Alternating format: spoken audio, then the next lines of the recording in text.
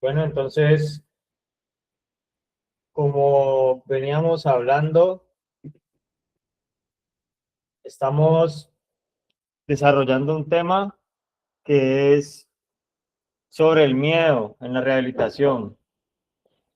Estamos hablando de que el miedo lo pueden causar de muchas cosas, de muchas formas,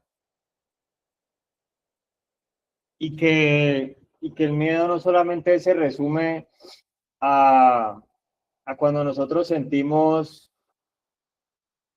o cuando general, como cuando hay un pensamiento general sobre que algo es malo o que algo debemos huir nosotros o que debemos evitar, sino que también hemos visto en estas partes de la escuela de sabios que no solamente el miedo lo reflejamos con la huida de algo y con alejarnos de algo, sino que automáticamente cuando yo me estoy alejando de un lugar, me estoy alejando de un pensamiento, automáticamente me puedo estar acercando a otro. Entonces, toda la atención que nosotros le podemos identificar al miedo, no solamente está basada en lo que nosotros nos hacemos distantes de algo, sino que eso nos llevaría a nosotros automáticamente a acercarnos a otras cosas. O sea que si en nosotros dejan de existir objetivos porque sentimos que representan un riesgo para nosotros, debemos tener en cuenta qué tipo de objetivos son a los que nos estamos acercando. Entonces, el miedo no solamente está representado en que una persona se aleja de algo, en que de pronto una persona se protege de algo, sino dónde está buscando la protección. Entonces, cuando una persona está huyendo de algo, está también recurriendo a otros y a otras condiciones. Podemos verlo en forma de personas, eh, en forma de entornos, pero también puede estar basado en formas de conductas y en patrones de comportamiento, en hábitos. Y si vemos hacia dónde van llevando los hábitos, pues están formando una identidad en la persona. O sea que se va tomando cada vez más espacios y va generando de pronto más confiabilidad en la persona. Eso a lo que está recurriendo la persona en su, en su método de cuidarse. Entonces hemos visto muchas cosas como el miedo, de qué forma se nos puede presentar. Estábamos viendo que también habían como unas etapas en donde el miedo se materializaba, pero a lo último se podía afrontar. Y hemos visto muchas formas en las que podemos como complementar más nuestro conocimiento sobre este tema, sobre el miedo. Entonces, el miedo, también habíamos dicho de que el miedo puede estar evidenciando el deseo de una persona por trabajar sola.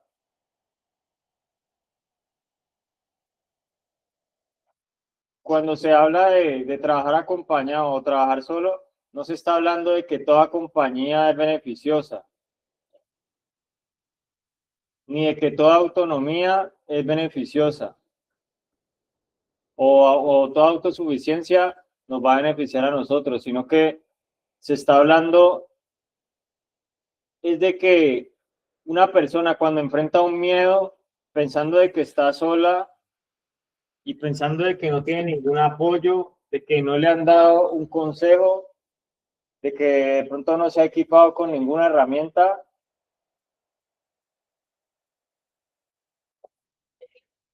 pues esa persona va a pensar que tiene más trabajo por hacer porque tiene que enfrentarse a más cosas desconocidas. En cambio que estamos viendo que una forma de nosotros trabajar ese miedo es cuando nos asociamos correctamente. Y en el proceso hay varios tipos de comportamientos frente al tipo de asociación que se realiza por parte de una persona que está haciendo su proceso de rehabilitación. Hay personas que dicen, yo no vine a ser amigos. Hay personas que dicen, no, pues la salvación es individual. Hay otros que llegan antes, al contrario, a ser amigos, pero de pronto no se fijan en qué persona les va a dar herramientas para enfrentar esos miedos que trae y que a veces le ha costado reconocerlos. Hay personas que de pronto se asocian con las personas que están encargadas de asesorar y que están más aptas para ofrecer una ayuda.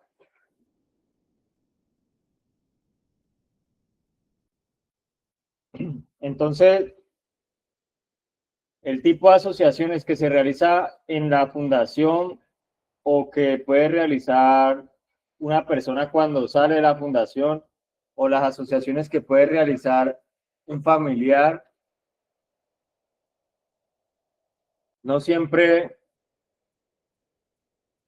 se conectan con lo que se necesita para trabajar integralmente el miedo.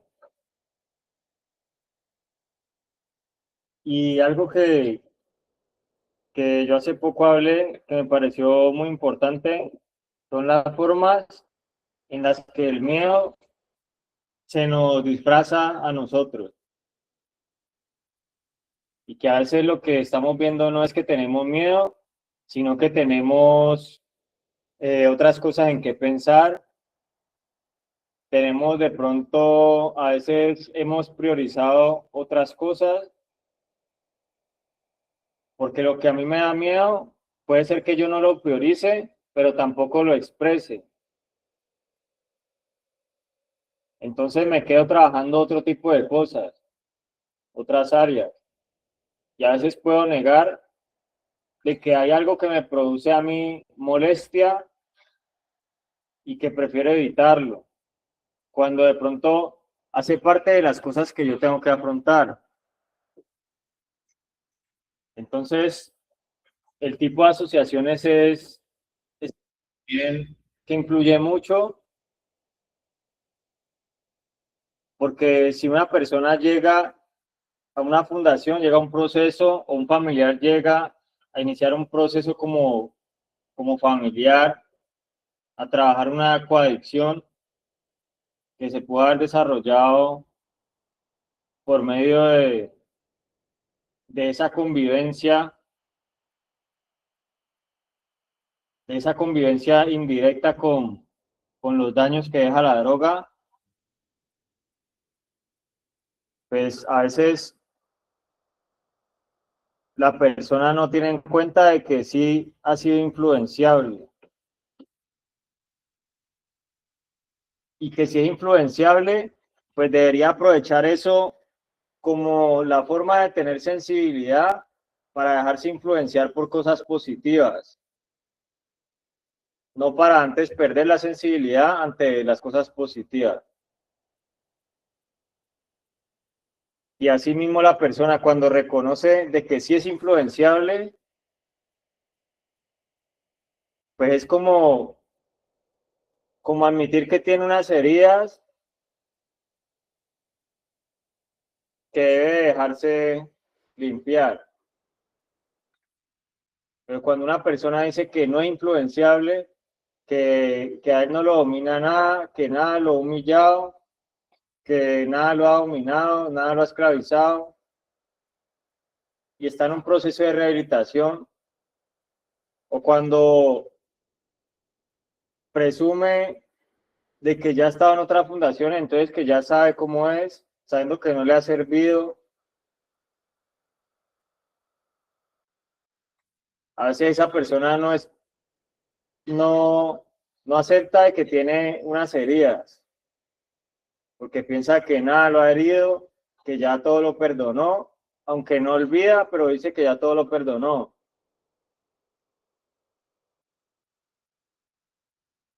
Y puede tener un problema de unas heridas a las que antes de limpiarla las tapó. Y que precisamente cuando uno se golpea el dedo pequeño del pie, lo más probable es que el próximo golpe que se dé es en ese mismo dedo pequeño del pie.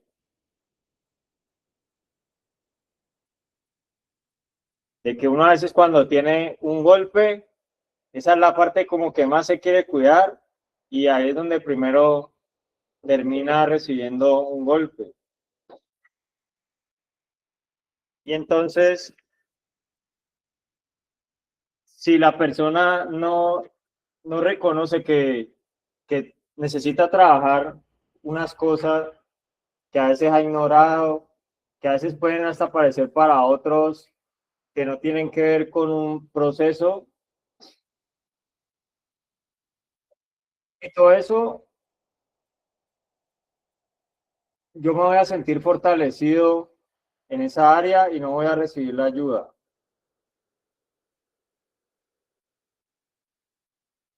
Y cuando no admito que he sido influenciable,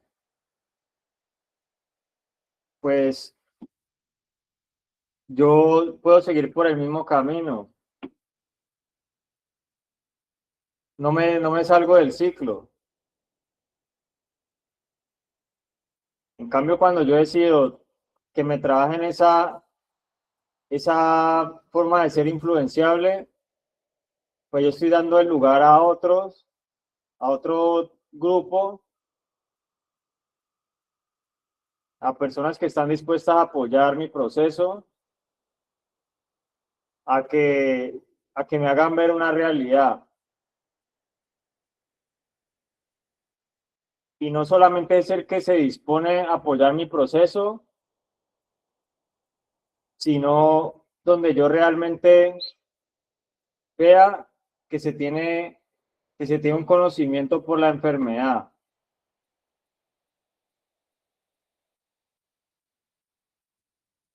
Entonces, por eso hay personas que se llegan a asociar y, digamos, hay uno que, digamos que hay una persona que lleve 10 fundaciones y ya está, y lleva, digamos, un mes en la fundación. Y a veces llega otro, llega un nuevo, y como dice, no, esta persona ya conoce tanto de fundaciones que se va a convertir en mi terapeuta. Y empieza a veces a darle más peso a la persona que ha hecho varios procesos, pero que todavía no ha aceptado que es influenciable,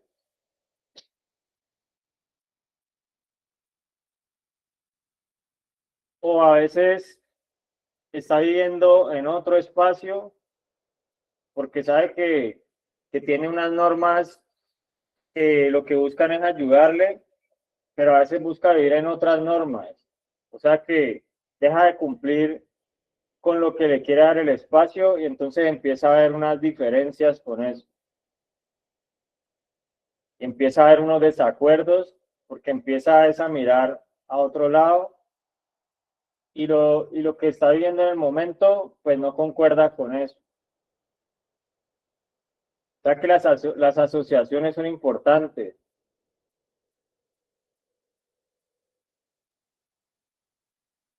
y es importante también para las familias,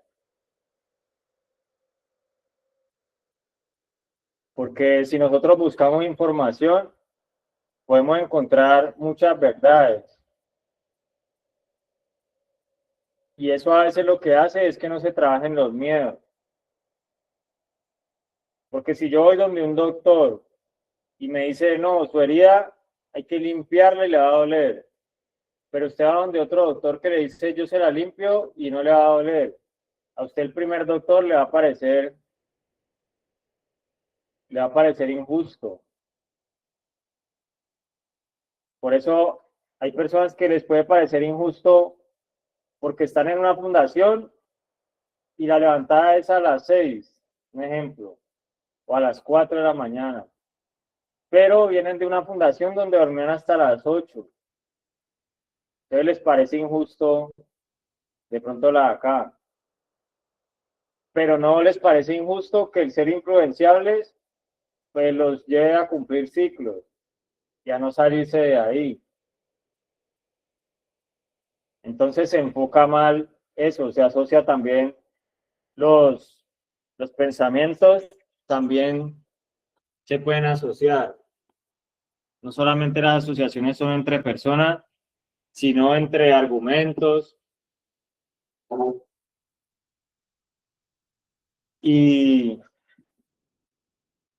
y pues nosotros, frente al miedo, pues debemos tomar determinaciones, porque el miedo de pronto de ayer lo hemos superado, pero de pronto el día de hoy se nos puede presentar algo de una forma distinta a la que también debemos contar con herramientas en la que debemos asociarnos con personas que realmente nos puedan ayudar, pero ayudar desde el amor responsable. O sea, que no solamente nos ayuden desde el amor, desde el cariño, desde el, desde el que a veces nos dicen, no, eso no, no esfuerce tanto que eso tampoco debería ser así, cuando de pronto el que lo dice no conoce su problemática.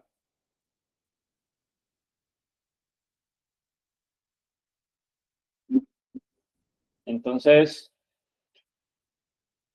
pues yo quería hoy hablar como de esa parte, cómo nosotros nos estamos asociando en nuestro proceso de rehabilitación, porque ese proceso de rehabilitación puede salvar una vida. Imagínese que usted esté en una cirugía y, y el cirujano diga, vea, yo voy a trabajar hoy con su mamá. Si su mamá me dice, corte aquí, yo le corto ahí. Y usted está en una cirugía.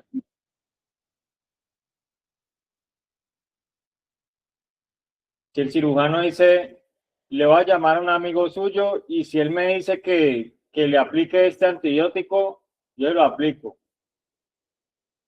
Y que uno dijera, sí, señor, acepto.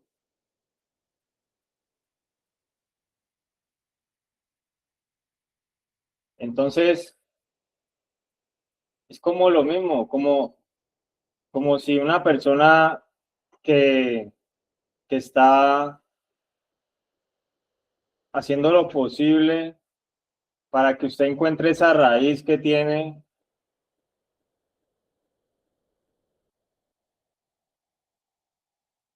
pues yo creo que si es algo serio para uno, pues uno no va a decir, no, pues esto lo puede hacer cualquier otra persona o venga, busquemos ayuda de Google para ver cómo me curo de mi enfermedad.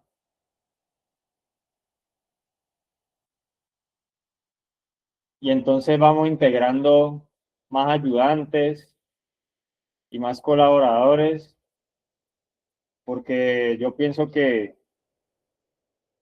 de pronto todos pueden sumar.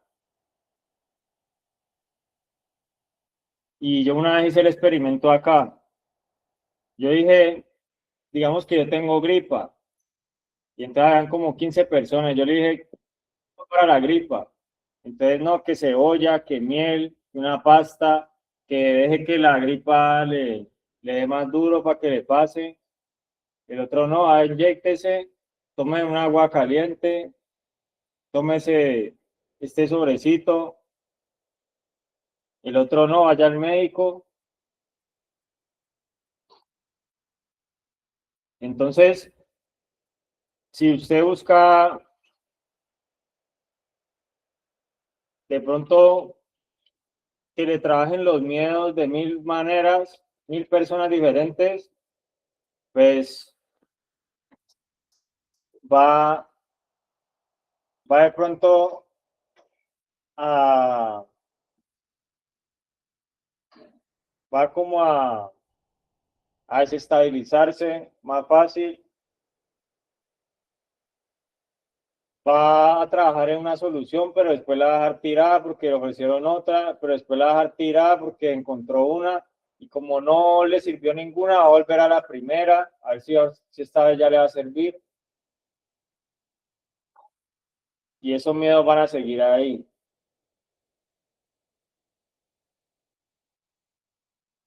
Y va a seguir pensando de que esa esperanza que le brinda un proceso de rehabilitación, esas posibilidades, pues que son como, se convierten en un espanto, porque uno las ve como si las hubiera trabajado realmente, o en realidad no las ha trabajado, o las ha dejado a medias. Las dejó a medias porque se asoció con otra solución que le dieron, y después con otra, y de eso a veces uno no se acuerda. Se acuerda es que no le sirvió algo, pero tampoco lo trabajó completamente, porque ese miedo, pero a veces podemos tener la línea de meta ahí y nos podemos devolver, porque escuchamos otra voz que nos decía, no, esa no es la línea de meta, es por acá, porque, porque hay muchas formas, porque hay muchas metodologías,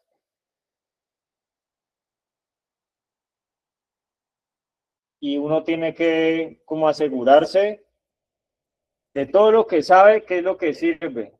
Y si le dicen no le sirve nada, pues es mejor mirar por qué se lo están diciendo. Porque de pronto ese pensamiento, esa metodología la ha asociado con cosas que lo llevan a usted al orgullo, a la presunción, al egocentrismo, a la apatía. Entonces, aquí hay muchas personas que saben mucho de todo, pero pregunte qué es lo que le sirve de eso que sabe para que usted realmente pueda integrar algo, asociarse con algo, o empiece a desechar creencias y empiece a desechar cosas que lo que le hacen a usted es alimentarle a veces los miedos. Así uno diga que no tiene miedos, y que así uno diga que nada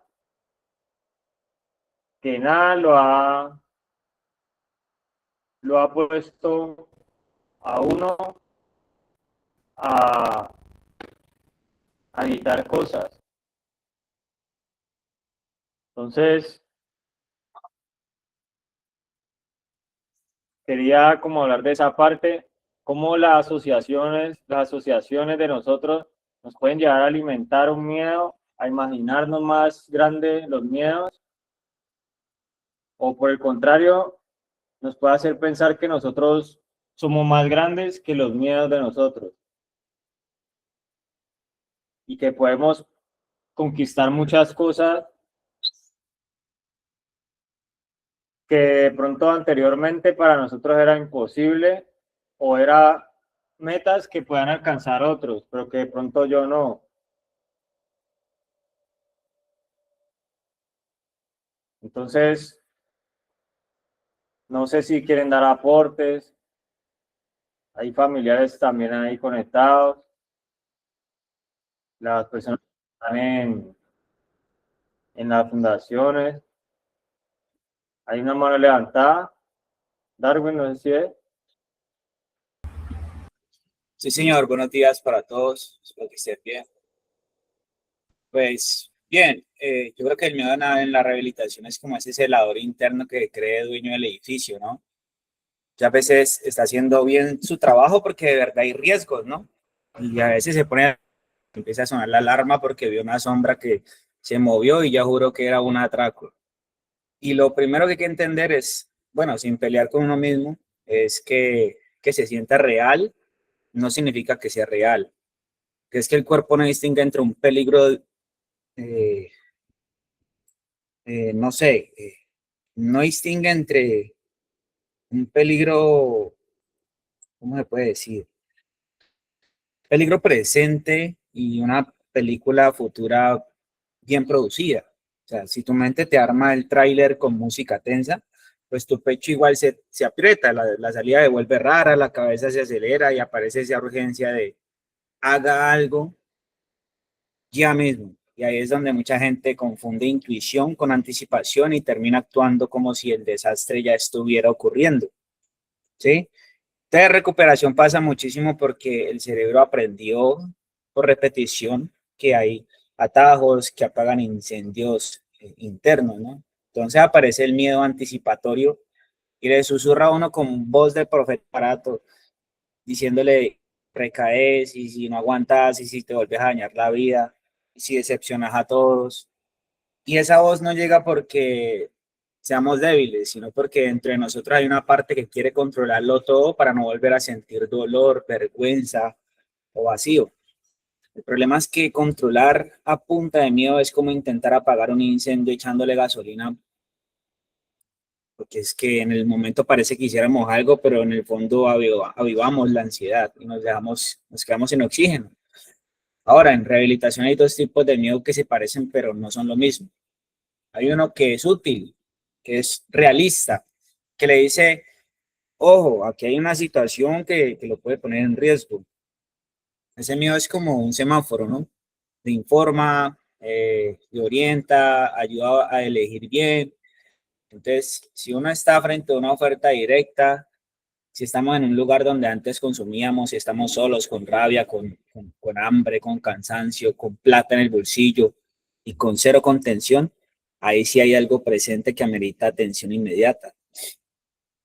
Ahí no hay paranoia, ahí hay lectura de realidad. Ese miedo lo llama a uno a moverse, que poner límites, salir del escenario, pedir ayuda, hacer un cambio concreto, ¿no?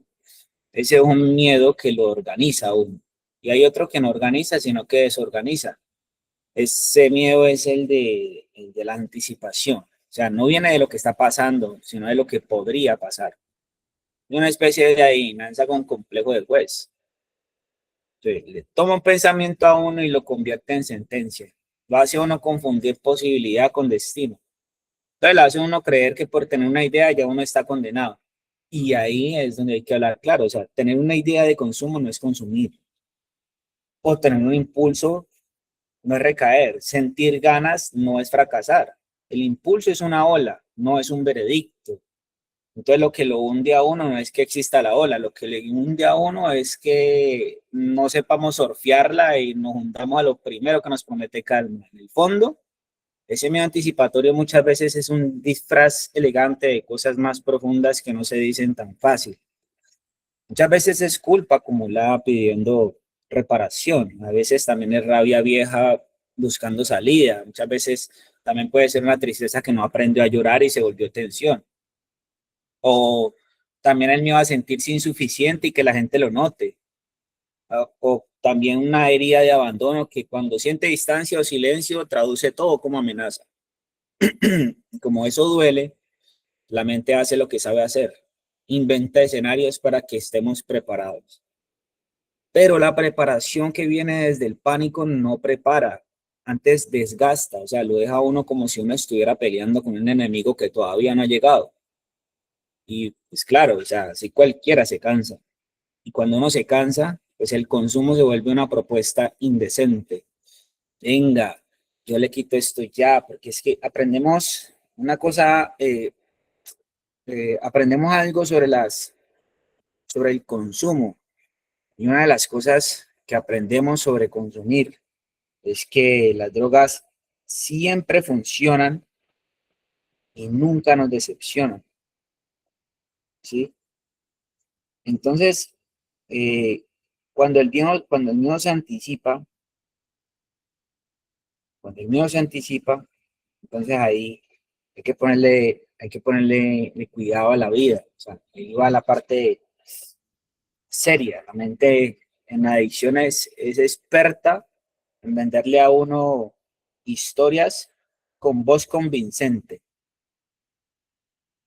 Lo primero que uno piensa es, papi, hágale una sola vez, se lo merece, nadie se va a dar cuenta.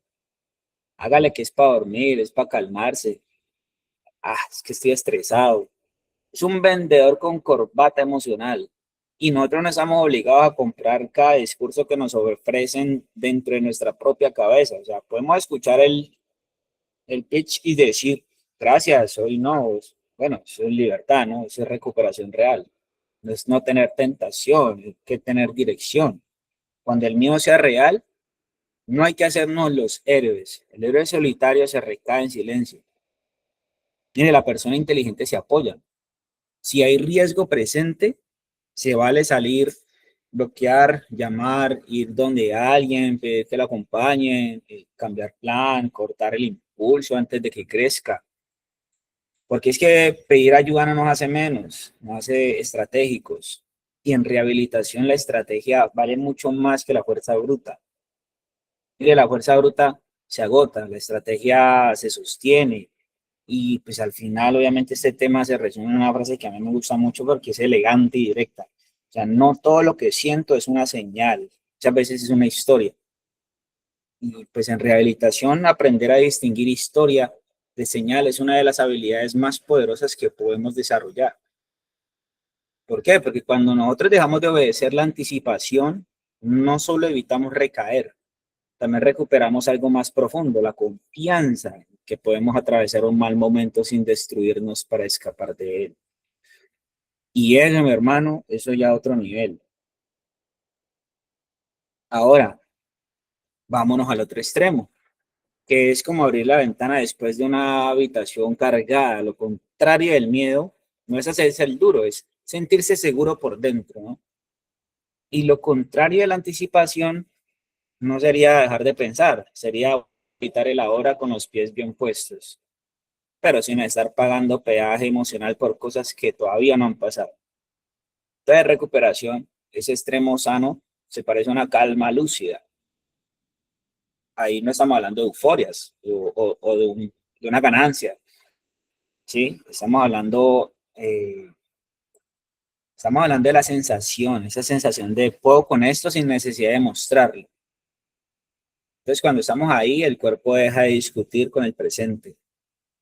La mente no necesita adelantarse 10 capítulos para sentirse en control. Respiramos, sí, sin hacer show, nos hacemos cargo. Si aparece un impulso y lo vemos venir como quien ve pasar una moto ruidosa, hace bulla, pero no nos atropella, ¿sí? Ahí pues, no nos montamos en la moto, no la perseguimos, no nos ponemos a pelear con el ruido. Simplemente seguimos caminando.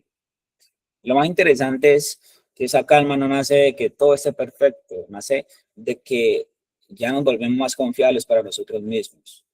Es una confianza que se construye y no es una que se decreta. Pero ojo, porque el otro extremo también tiene una versión peligrosa, que parece valentía, pero es descuido con perfume.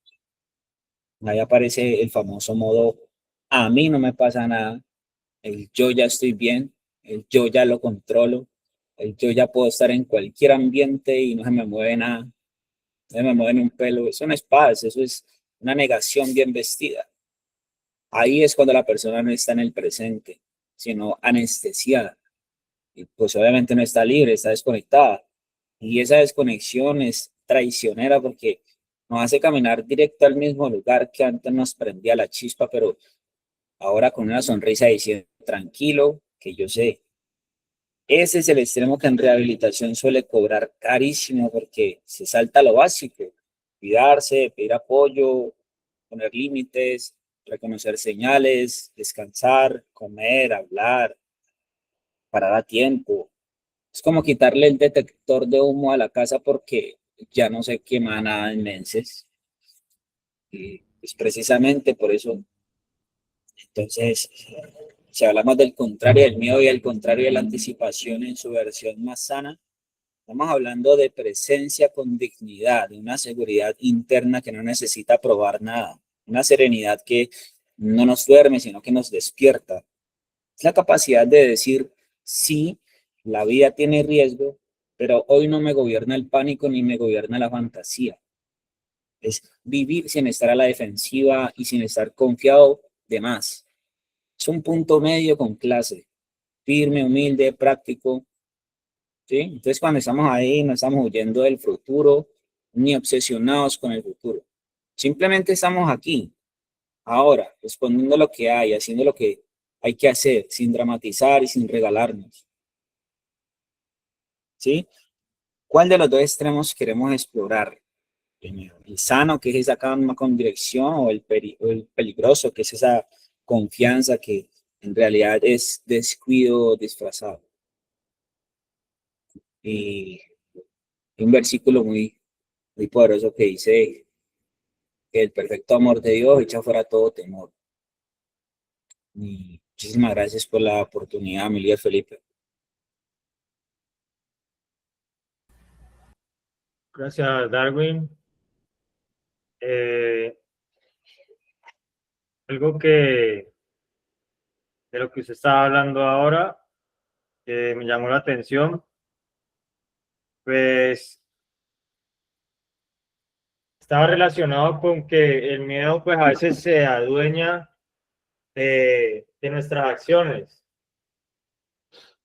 Entonces, pues cuando nosotros vemos que nuestras acciones no solamente en una fundación, no solamente están limitadas a pórtese bien, no alegue, no pelee, no grite, usted puede cumplir con eso.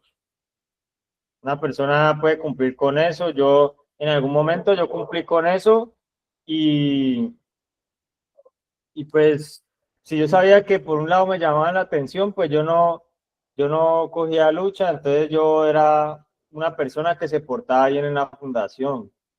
Entonces, yo, yo evitaba discutir con alguien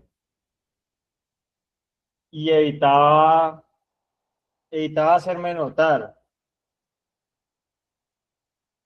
Muchas personas podrían decir, esa persona es muy juiciosa, está dedicada a lo que tiene que estar dedicada, pero interiormente no habían acciones, o sea que había un miedo que se adueñaba en ese momento. Pues yo no tenía miedo para hacer caso y me decían, vea, haga más. Si me decían, vea, hoy el grupo debe estar así, entonces normal.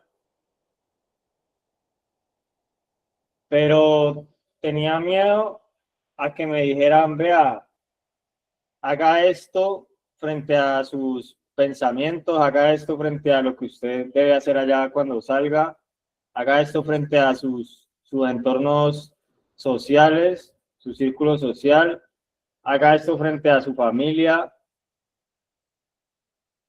haga esto frente a su moral, a su ética. Y entonces en esa parte yo tenía algo que se adueñaba pues, de mí.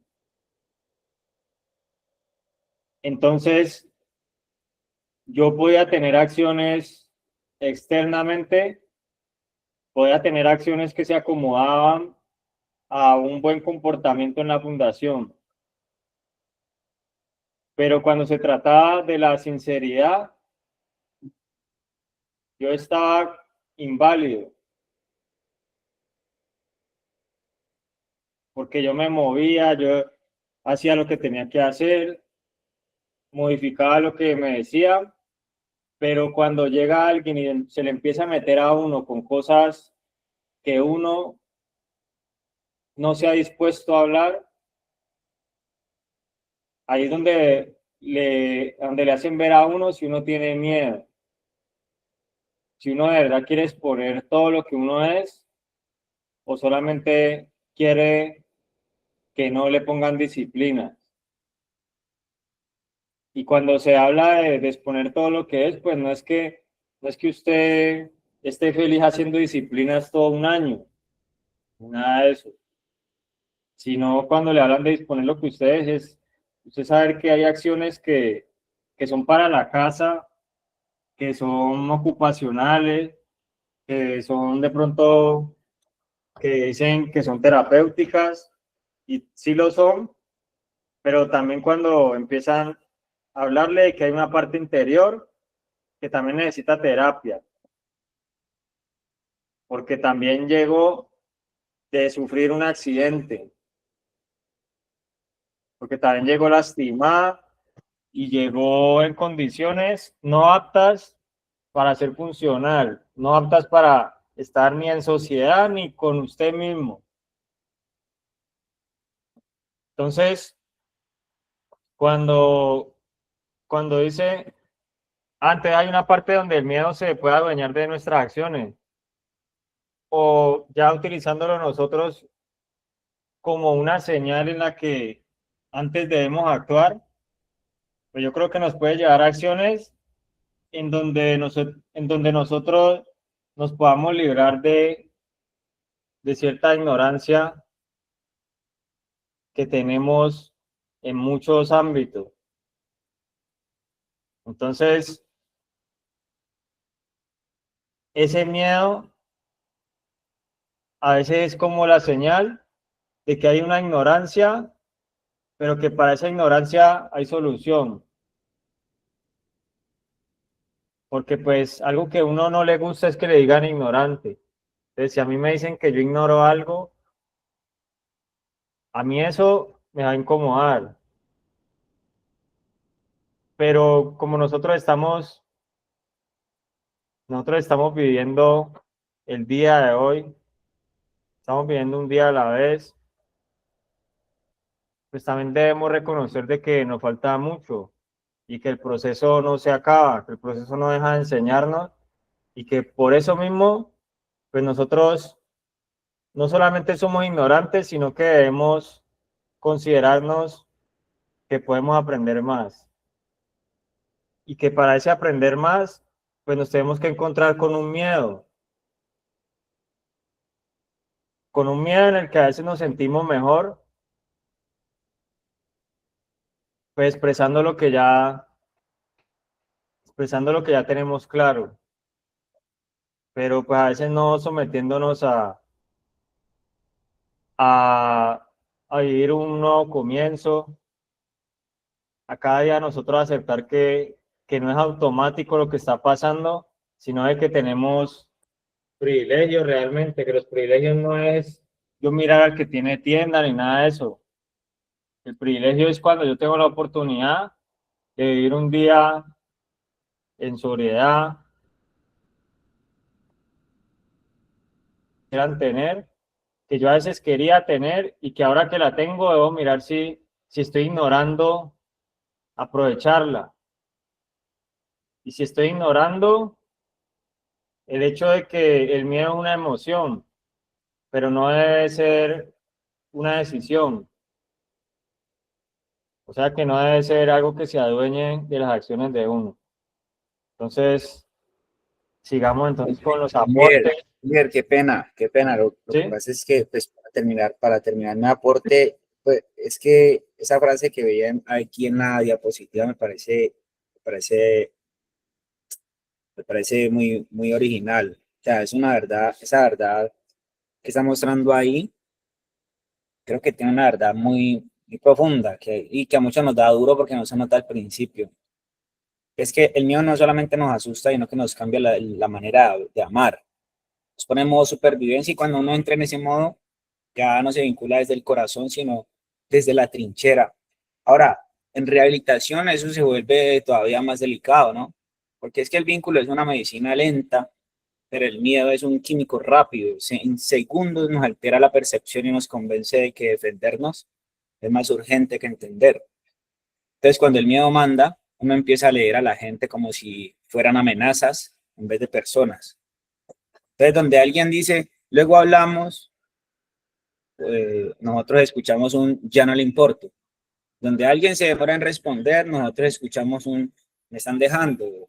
Donde alguien nos pone un límite, nosotros sentimos un me están rechazando. Y ahí es donde aparece un personaje interno muy particular, que es el detective emocional. Ese man no pregunta, sino que lo interroga a uno, o sea, sospecha de uno, no dialoga, construye puras teorías. Y como está convencido de que más vale prevenir que lamentar, termina haciendo algo que se supone que es dolor, pero lo fabrica, ¿no? Entonces vienen tres movimientos típicos que el miedo usa para cuidarte, pero que en realidad te van aislando. El primero es la desconfianza. No la desconfianza sana de quien se cuida con criterio, sino la que se vuelve una lupa paranoica. Todo es señal, todo es indicio, todo podría ser. Y claro, si estamos sobrios, haciendo esfuerzo, tratando de construir una vida decente, esa desconfianza se siente como estar tratando de abrazar a alguien con guantes de boxeo, ¿no? O sea, queremos cercanía, pero nuestro cuerpo llega armado. Mi mente no se permite descanso. Y el otro lo siente que le estamos mirando como sospechoso, no como compañero. El segundo movimiento es callarnos en lo que sentimos. El miedo nos dice, si hablamos, nos exponemos. Si me expongo, pues me van a herir. Si me hieren, me caigo. Entonces me vuelvo elegante por fuera y un huracán por dentro. Sonrío, cumplo, respondo, todo bien, como el pibe del derrama, pero por dentro estoy acumulando presión. Y en rehabilitación esa presión es peligrosa porque lo no dicho desaparece. O bueno, no desaparece, se transforma. Se vuelve irritación, distancia, frialdad, o se vuelve esa necesidad urgente de apagar el ruido interno con lo que antes lo apagaba rápido. Ahí es donde el silencio deja de ser prudencia y se vuelve riesgo. El tercer, el tercer movimiento es reaccionar a la defensiva. Esa es la armadura clásica. Sarcasmo, orgullo, ataque, frialdad, o ese no me importa, que en realidad significa sí me importa demasiado. El miedo me pone a responder como si me estuvieran haciendo daño, incluso cuando solo me están diciendo algo. Y ahí se daña la conversación, porque ya no estoy conversando con la persona, estoy conversando con mi historia. Y el otro, sin haber hecho algo grave, termina pagando una deuda emocional que no le corresponde. Por eso es que esa otra frase es tan fina. Cuando no reconozco el miedo, termino alejando a otros, no por falta de amor, sino por exceso de temor. En rehabilitación, eso es un clásico. La persona sí ama, sí quiere, sí valora, pero tiene pánico de necesitar, tiene pánico de sentirse vulnerable, tiene pánico de fallar de nuevo y entonces hace algo contradictorio. Se aleja para no sentir. Solo que el alejamiento también duele más lento y por eso parece más controlable. Es como decir, prefiero cortarme yo antes de que me corte. Queda uno creyendo que ganó, pero quedó solo. Y la última idea es la que más explica el enredo. Lo que no enfrento en mí, se lo termino cobrando a los demás. Si yo no miro mi inseguridad, la llamo deslealtad del otro. Si yo no miro mi culpa, la convierto en juicio de los demás. Y si yo no miro mi rabia, pues la veo en la cara de la gente, ¿sí? Y si yo no miro mi miedo al abandono, interpreto cualquier distancia como traición. Ahí se arma el teatro. Yo no estoy viendo al otro como es, lo estoy viendo a través de mis lentes viejos. Y con esos lentes hasta el cariño parece sospechoso, ¿no? En procesos de consumo y recuperación esto tiene un ingrediente extra. Muchos aprendimos a relacionarnos con una mezcla rara de necesidad y vergüenza. Necesidad de afecto, pero vergüenza de admitirla. Necesidad de apoyo, pero orgullo de pedirlo. Y esa combinación hace que cualquier vínculo íntimo se sienta como riesgo, porque el vínculo nos acerca justo donde más nos duele, a nuestro miedo de no ser suficientes, nuestro miedo de que nos vean por dentro, nuestro miedo de repetir la historia. Entonces, sin darnos cuenta, convertimos la relación en un campo de pruebas. A ver si me fallas, a ver si te quedas, a ver si aguantas. y nadie se siente bien siendo examinado todo el tiempo. El amor no florece como con un polígrafo al lado. La salida no es volverse confiado o a lo loco, o tragarse todo, ni romantizar aguante. ¿La salida cuál es? Es algo más sobrio. Reconocer cuando estamos en modo miedo y volver al presente. Porque cuando nombro lo que me pasa, ya no necesito actuarlo. Cuando yo digo, me asusté, en vez de atacar, abro una puerta. Y cuando yo digo, me dieron ganas de desaparecer, en vez de desaparecer sin explicación, estoy construyendo confianza. Ahora, cuando yo digo que necesito apoyo hoy, en vez de probar mi fuerza en silencio, me estoy protegiendo sin aislarme. En rehabilitación, vincularse bien no es solo ser buena gente,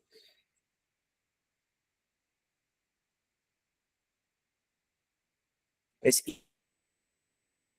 acción real. Es que el consumo muchas veces también era por regular lo que no sabíamos decir, lo que no sabíamos pedir o lo que no sabíamos sostener. Y cuando aprendemos a relacionarnos sin armaduras, no solamente mejoramos nuestras relaciones, sino que reducimos la necesidad interna de anestesiarnos. Entonces, si lo ponemos en una frase bien nuestra, es que el miedo nos vuelve estrategas, pero una estratega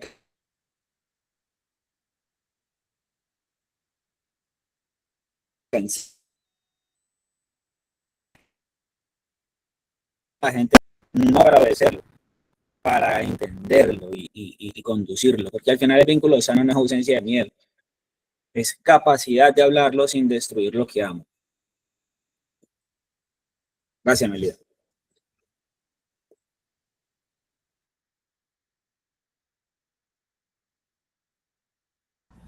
Gracias, Darwin. Gracias por los vencedores que tienen la mano levantada.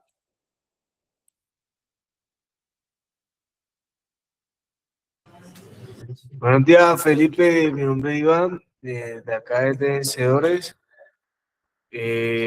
Nada, tenía varias dudas, por lo que quería como aclararle, aparte de hacer el aporte, ¿no? Porque la anticipación, yo creo que muchas veces yo he fallado con anticipación, o sea, tener la anticipación, ¿no? Antes de que pasen las cosas, decir, no, ¿para qué lo hago si eso va a pasar y no intentarlo, ¿no? A mí, yo tenía proyecto de irme a la Marina, pero yo decía, y cambiaba de planes, ¿no? Yo decía, no, si me voy para allá, eso no me van a recibir o voy a tener problemas en el ingreso o si me entiende, va a tener problemas, pero si no lo miro con anticipación, no me anticipo a eso, ¿no? De que no me van a recibir o voy a tener problemas allá o si me entiende. Entonces, es como quitar esa anticipación. Lo mismo pasa cuando uno va como para un trabajo, que uno dice, no me presento a la entrevista porque me van a decir que no. Entonces, si uno va con esa mentalidad de que le van a decir que no, pues para que ni vaya, ¿no? Entonces, no es lo mismo a tener miedo, no es lo mismo a usted sentir como un temor, solo que no sabría cómo diferenciarlo, ¿no? Porque ahí en la diapositiva anterior decía cómo identificar la anticipación, pero no completa, ¿no?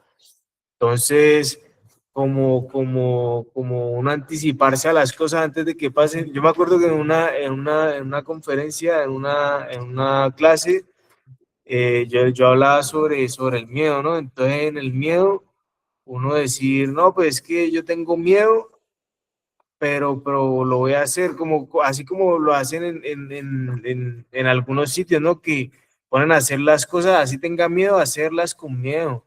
Si así las va a hacer solo en el camino a encontrar la gente, ¿no? Entonces, eso del miedo sí era necesario, pero como para sentirse vivo, ¿no? Porque, porque pues el miedo puede ayudarlo, pero la anticipación nos va a hacer como negarnos a lo que puede pasar y nos predispone, ¿no? Nos predispone a hacer las cosas de otra manera. La anticipación, no, yo no tengo novia porque me va a poner los cachos, ¿no? No, y si uno se queda en eso, pues nunca va a tener novia y ya no se vuelve mío, sino que va a ser como, ¿me entiende? Oye, no me meto con tal persona porque me va a meter los cachos. No, yo no confío yo no tengo amigos porque amigos no existen y esas cosas, y eso son pensamientos adictos, ¿no? Es un pensamiento adicto bien bajo que no, yo no tengo amigos porque nadie es amigo de nadie, o nadie es amigo porque usted no es amigo, pero el día que usted sea amigo, pues va a tener amigos, ¿entiende? La gente es amiga del amigo y obviamente uno no puede decir, no, es que nadie es amigo de nadie porque ojo, tampoco es así, o es un pensamiento bien bajo. Y la anticipación, ¿no? Uno anticiparse a las cosas y alejarse, ¿entiendes? Eso no me parece, ¿no? Esa era la duda, ¿no? ¿Cómo puedo identificar que me estoy anticipando? ¿Cómo puedo identificar que, que, que, que no es miedo, sino que ya pasa a ser anticipación, ¿no? Que es más grave todavía. El miedo es manejable y aprender a identificar los sentimientos, las emociones y todo eso. Para una persona, pues yo hablo en mi caso, ¿no? Que en mi condición de adicto y de que yo colocaba la adicción como una parte secundaria, y que me creía funcional, ¿no? Que yo decía, no, pues yo puedo consumir, yo paso nítido todos los periodos, yo no pierdo materia, yo saco buenas calificaciones, aparte de eso resuelvo por ahí mi plata, entonces no ponía cuidado a las emociones. Muchas veces uno, por no prestarle cuidado a las emociones, entonces empieza el, el, el, el cargarse, ya después llega un momento en el que ya uno no sabe ni lo que está sintiendo y es como de tanta emoción que uno tiene, pues uno ya no sabe ni qué siente, ¿no? No sabe si reír o llorar, pero no, y llega un punto en el que uno no sabe qué es lo que está sintiendo, entonces uno no sabe si ríe, si llora, si debería llorar, si debería reír. Ya cuando uno reprime las emociones, ya la gente le coge a uno miedo, ¿no? Porque dice, no, es loco, en qué momento empieza a hacer locura y, y me entiende, eso es difícil. Dice, cuando no lo reconozco, terminando otro, alejando a otros, no por falta de amor, sino por exceso de temor. Lo que no enfrento en mí, los proyectos en los demás.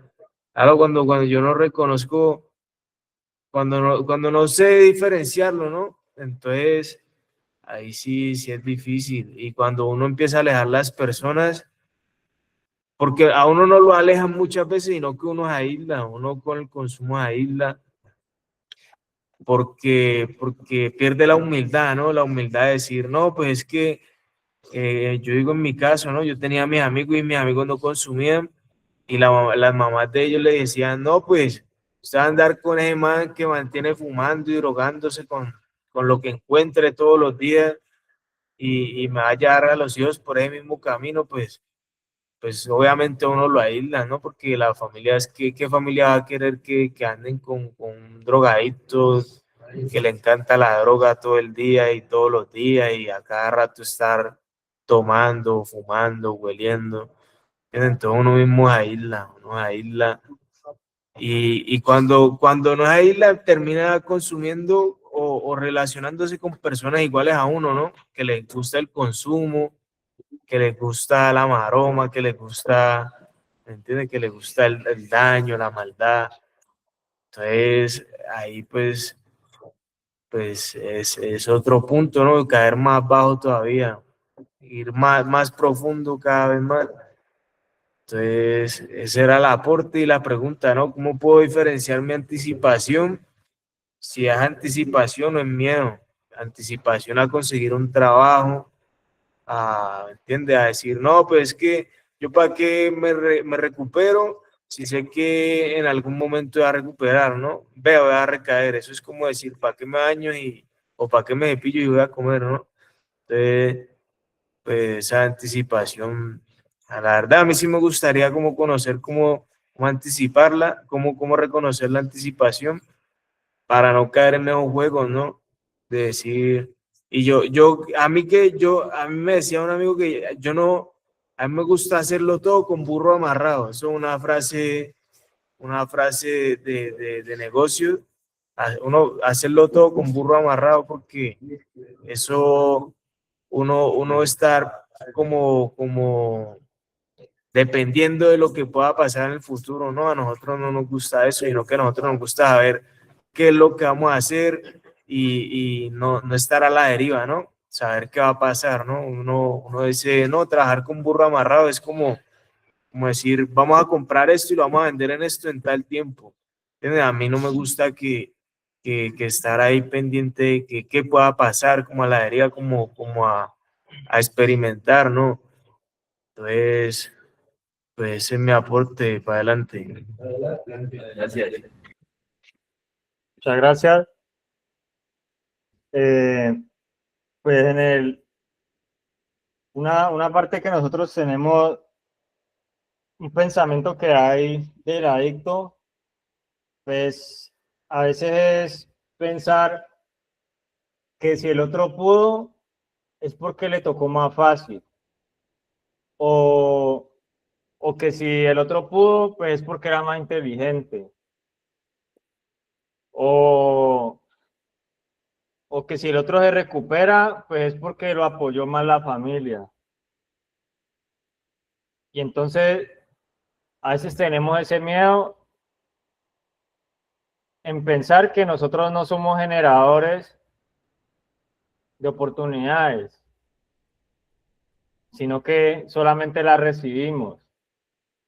Porque una persona, cuando ha estado dominada por el consumo, piensa que ya perdió tantas oportunidades que se le olvida que puede ser una fuente de oportunidades.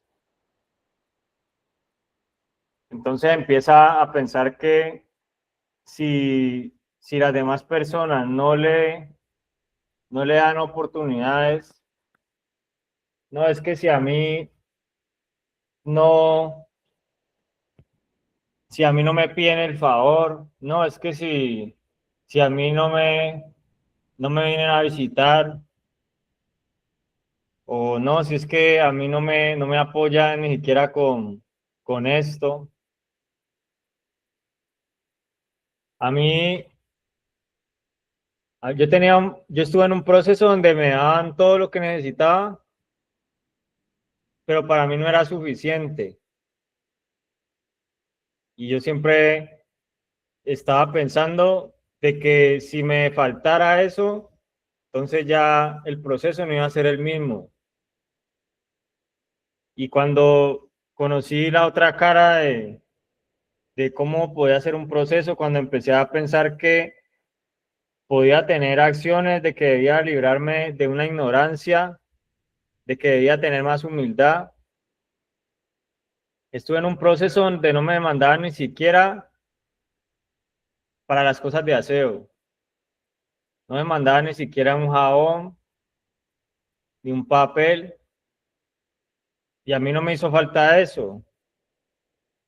Pero entonces no era porque no lo necesitara, sino que ya la prioridad no era en qué oportunidad yo recibía, porque si no iba a sentir miedo de enfrentar, sino que empecé a ver que yo también podía dar oportunidades o que yo también podía ser un generador de oportunidades y que las cosas me iban a llegar, que me iban a llegar porque primeramente yo no estaba solo. Podía tener personas que me estaban ayudando ahí mismo en la fundación. Podía ver que no me asociaba bien.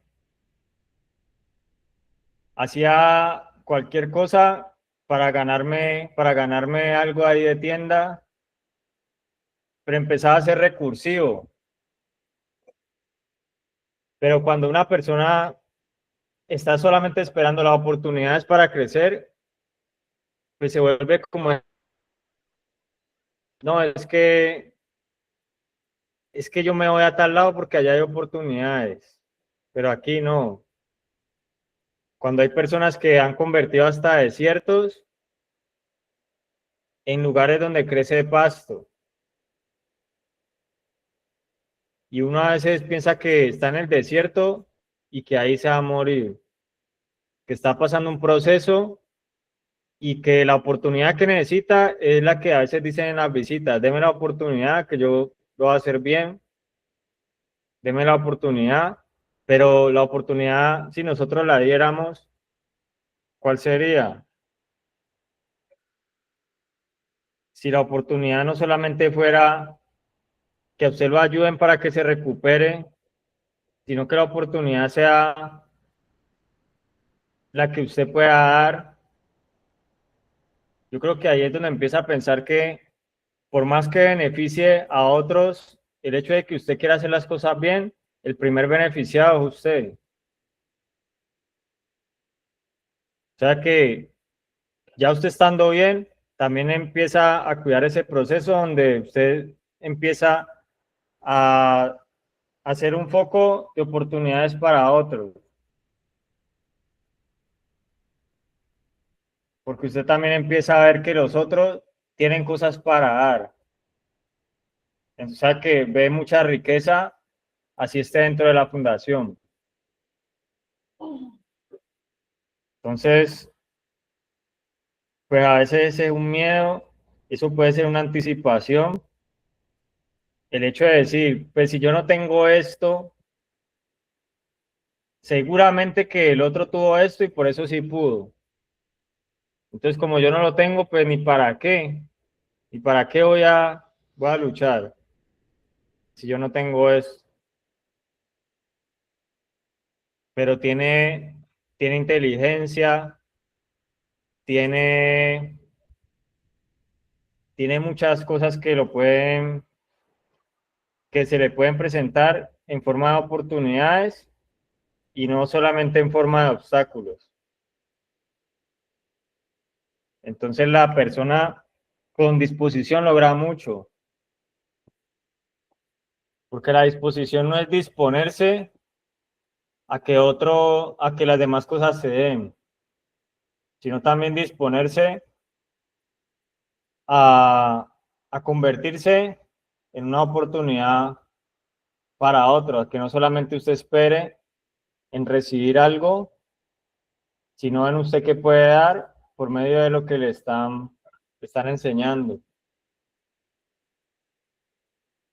Y prácticamente invertir muchas cosas en las que nosotros a veces somos exigentes, a veces exigimos a los demás, pero si nos exigiéramos nosotros mismos, empezaríamos más a considerar que nos pueden ayudar a otras personas y que necesitamos equilibrar muchas cosas en nosotros para que empiecen a funcionar. Entonces, pues vamos con los aportes que tienen en el Vergel. Muy buenos días, mi nombre es Camilo Casanova, mi líder Felipe. Buenos días a las personas que se encuentran hoy aquí en este espacio. Pues de hecho, mi líder Felipe, lo que estoy haciendo aquí es lo que ustedes ahorita como de enfrentar o canalizar el miedo, ¿sí? Tenía miedo a sentarme a dar un aporte, pero entonces, como lo escuchó usted que está diciendo que tenemos que enfrentar ese miedo, ¿sí? Tenemos que darle solución, así sea 1000 veces, ¿sí? Entonces, el miedo siempre va a estar presente, el miedo siempre lo vamos a tener en nuestras vidas, entonces es simplemente saber cómo canalizarlo, cómo enfrentarlo, cómo superarlo, sin importar los obstáculos o las adversidades que se nos presenten, debemos de siempre buscar una solución.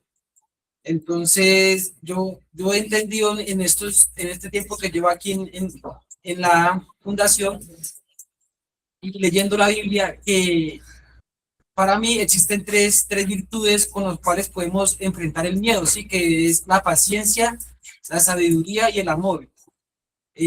Gracias a Dios estoy.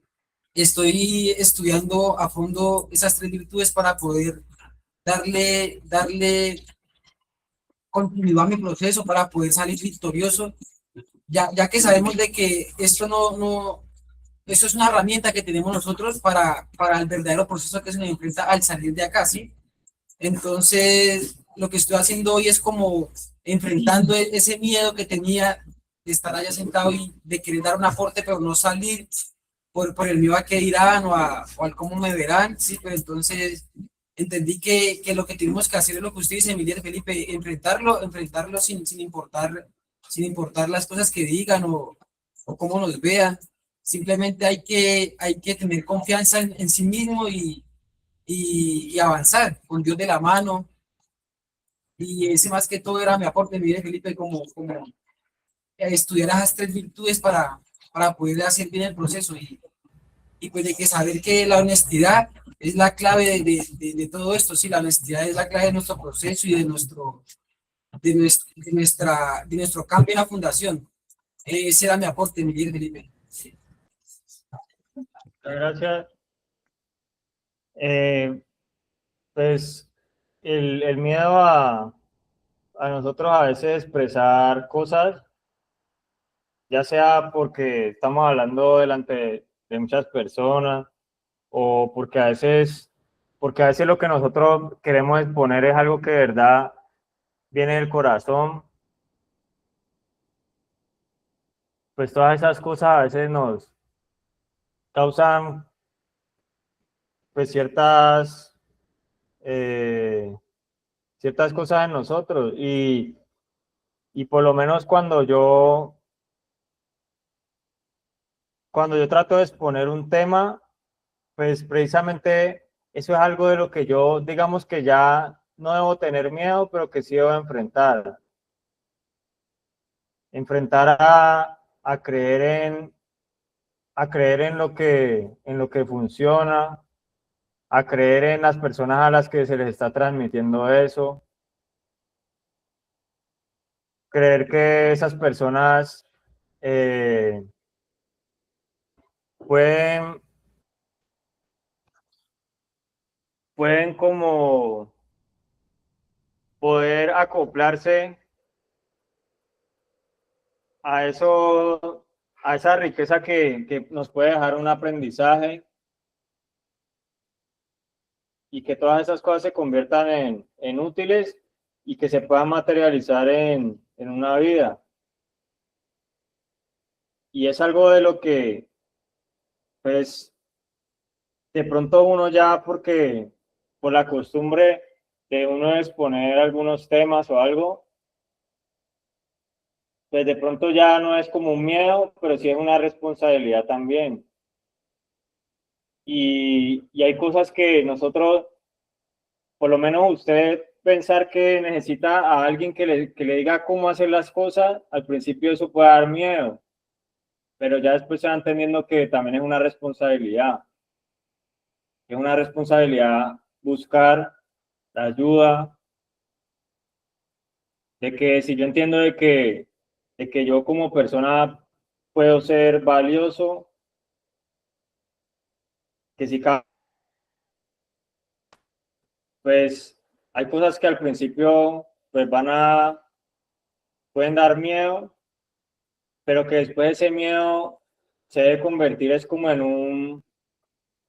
más como en una pasión, como en algo que haga parte de la vida, como algo importante y algo que pueda impulsar la vida de nosotros hacia algo más grande y que nos pueda llevar a entender que estamos aprendiendo en cada momento.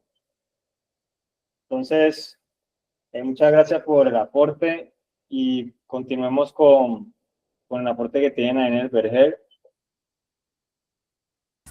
Bueno, mira, el líder Felipe, sino que me siento un poquito como asustada, nerviosa aquí sentada, pero el miedo mío es cuando estaba en la calle, era estar con el vicio y darme ya de la gente. con un amigo mío que me decían, yo llegaba a pedirle moneda y me decían, no, yo le daba plata para comida y para aguardiente, yo le daba plata para el vicio. Y yo para dejarme llevar eso, me llevar del vicio, decía que sí. Entonces, yo perdí muchas oportunidades en la calle, donde vivía en Santander, Quilichao. Muchas oportunidades de ayuda por el vicio. No había qué hacer, no sabía qué hacer. Estaba muy asustada. Donde iba, no se me paraban y no había qué hacer. Todo era un miedo. Entonces, y como yo estaba por allá, vivía por allá, no había qué hacer en la vida mía, no pensaba. Entonces yo vine y gracias a Dios que un amigo me trajo para acá, porque a mí me iban a lincharme ahí en Santander. Entonces ese es el miedo mío, que yo iba a perder la vida por el mismo vicio. Y yo le pido mucho a Dios que me dé por su voluntad para yo salir adelante y echar para adelante. Confío mucho en Dios, confío en mi familia, me están apoyando, a mi hermano. Y perdí todas muchas ayudas por el mismo vicio, por el bazuco. Me dejé llevar de eso, no sabía qué hacer, estaba muy asustada. Y un amigo mío que son buenos conmigo, me dijeron, así yo no le voy a ayudar más. Hasta que usted no se vaya con un centro de meditación a recuperar su vida, que yo la vea, que usted salga de un centro limpia y cambiada, donde sigo yo y le doy todo lo que usted me pida. Ahí yo le ayudo, porque la vea yo bien y bien bonita, limpiecita, cambiar por dentro. Pero no solo una mujer, pero una mujer hecha y derecha. Y no dejarse llevar de la gente, porque uno aquí no se puede llevar de la gente. A veces hay muchas amigas que a veces le tienen como envidia a uno, pero yo tampoco no me dejo llevar de eso. Antes sí me dejaba llevar de eso. Y yo por el mismo vicio mío, no había qué hacer. A veces me daba como ganas de agarrarme con ella, pero yo me calmaba porque yo pensaba mucho en Dios. Y yo le pedía mucho a Dios y le pido, todavía sigo pidiendo a Dios que me dé fuerza y voluntad para no hacer daño. Pero hay gente que le busca la forma de la manera de cuando uno tiene que persona estar tranquila, no hayan cómo hacer para hacerle daño a esa persona que está recuperando su vida.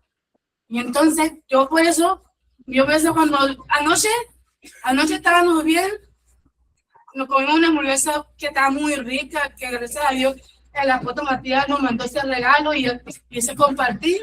Y le pido mucho a Dios que lo cuide donde esté, a la doctora Mónica, que me lo cuide, que cuide a mi familia, a mi madre, porque no tengo padre, porque mi padre se volcó, que me mató, pero igual yo lo quiero y lo acepto, pero gracias a Dios me está ayudando también en mi proceso. Y yo quiero salir aquí limpia, cambiada, honradamente, aceptar las ayudas, porque no es fácil perder un padre, pero es valioso que uno lo tenga donde esté, siempre está cuidando a uno, porque madre es una sola, y uno quiere cuidar a su madre, y a veces mi madre me decía a mí, me dice, hija, cuídese mucho. Cuando vine a Tamagotchi, que me está ayudando a mí, viene y me dice, él me lo pone por videollamada y me habla conmigo y me dice, hija, cuídese mucho. Yo pregunté a salga de ahí limpiecita, cambiadita, como era antes, usted no era así. Yo le dije, mamá, por videollamada, le dije, mamá, yo no me dejé llevar de nadie, sino que nadie obliga a nadie. Por eso que uno en esta vida hay que saber con qué va a caminar. Hay que saber con quién va a andar. Hay que saber con quién va a vivir una persona. Porque yo tengo mi novio y de Santander Quilichao. Y él me decía a mí, Pepa, deja el vicio. Yo quiero que usted deje eso. Y yo dije, hijo, mire, papi, yo tengo ganas de irme para una fundación. Y yo quiero cambiar. Y yo puedo cambiar pero yo puedo llegar a Santander. Si yo lo veo con otra, a mí me da igual. Yo sigo mi vida. Pero eso de que él me va a dejar a mí y yo lo voy a dejar a él, yo voy a recaer, eso es pura mentira. Eso es pura mentira. Porque nadie obliga a nadie. Y ese es mi aporte. Muchas gracias. Es importante, pues, nosotros entender que, pues, en el proceso hay como unas etapas en las que nosotros, pues, de pronto llegamos, a veces llegamos y pensamos que no tenemos ningún problema, que no tenemos nada que cambiar.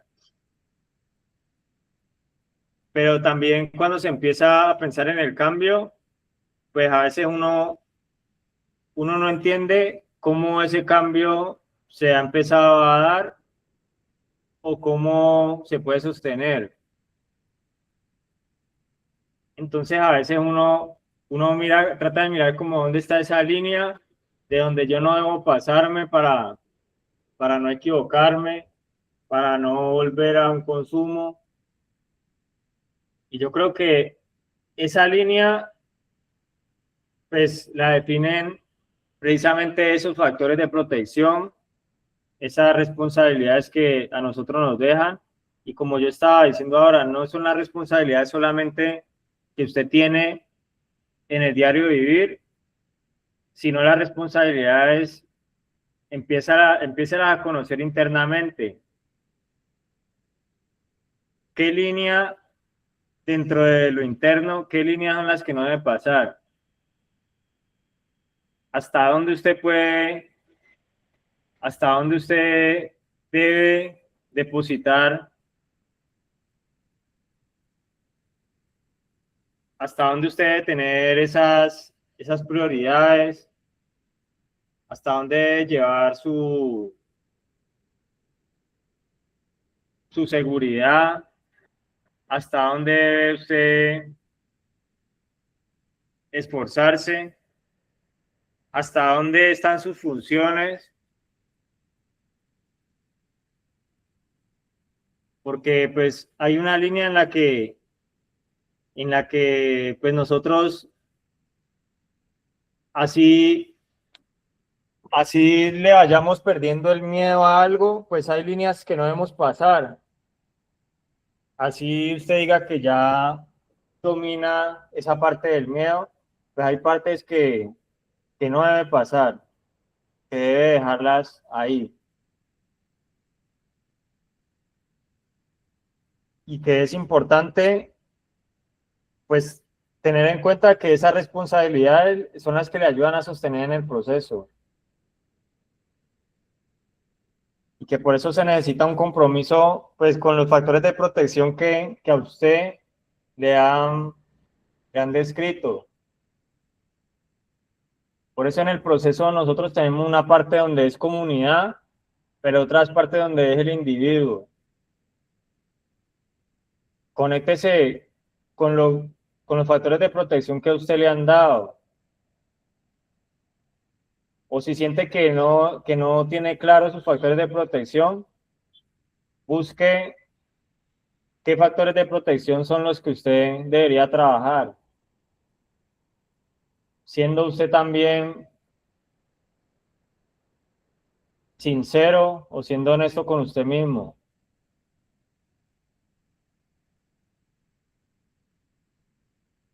Porque pues nosotros no somos exentos de un pensamiento, nosotros no estamos,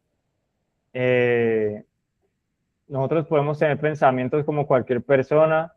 Yo me acuerdo que para ahí los primeros 2 años de proceso, todos los días me soñaba consumiendo. Y yo me levantaba y yo decía, ¿fue un sueño o qué fue? Y entonces yo empezaba a pensar, ¿qué es lo que me hace estar del lado de la recuperación? ¿Y a dónde queda esa línea que me hace a mí volver a la condición en la que estaba. Entonces, los factores de protección son esas cosas a las que debemos perder el miedo, porque son las cosas que nos ayudan a sostener la sobriedad. Y hay que tener en cuenta todos los factores de protección, no el 50%, no el 20%, sino tener en cuenta la mayor cantidad de factores de protección posible, viendo mi caso. Porque yo no puedo pensar en que los mismos factores de protección míos, pues de pronto van a ser iguales al del otro. Sino que donde yo tengo que preocuparme por tener claros mis factores de protección. Porque como les dije ahora, hay una parte que es comunidad, en donde se le enseña algo general, pero hay partes donde en mi caso, el que está tratando el profesional, el que está tratando el director, y cuáles son los factores de protección para ese profesional que me dejó a mí, que me encomendó a mí. Entonces, pues yo creo que a cualquier persona en una fundación, pues lo que menos quisiera pues volver a consumir o estar en una condición donde esté dominado por eso. Pero si no se tiene claro los factores de protección, si no se tiene claro que hay una línea que no se puede pasar, pues un día uno va a pensar una cosa y al otro día puede estar pensando ya otra. Porque a veces uno dice, no, pues yo sí quiero aplicar esto, pero esto no. Y ahí es donde se empieza a ver una persona, ahí es donde empieza a haber una recaída. Cuando no se ha consumido, pero cuando uno dice, yo esto sí, pero esto no. Por ahí empieza a haber huecos. Y por ahí se empieza, como se dice, por ahí se empieza a meter la enfermedad. Entonces, pues vamos a dejar por el día de hoy la escuela hasta este punto. Yo creo que este tema nos ayuda bastante, que es importante, que es de prestarle atención, que tiene muchas cosas que nos refuerzan principios de la recuperación, que nos ayudan como comunidad, nos ayudan para que cada persona empiece a buscar lo que necesita con las personas que debe hacerlo. Y entonces la idea es eso, tener un conducto para lo que se está haciendo. Entonces, si ya tenemos el conducto, pues volvamos más cercano ese sentido de tratamiento, ese sentido de vínculo, de asociación que debemos tener con esas personas, con esas herramientas, para nosotros poder conocer más de nosotros mismos y ver lo que realmente necesitamos en el proceso. Entonces, muchas gracias a todas las personas que participaron, a las personas que se conectan. Nos vemos, si Dios quiere, el día miércoles a las 8 de la mañana. Para las personas que tienen sus aportes ahí y todos, yo creo que todos estamos aprendiendo con estos temas. Entonces, muchas gracias a todos, que tengan buen resto de día y bendiciones.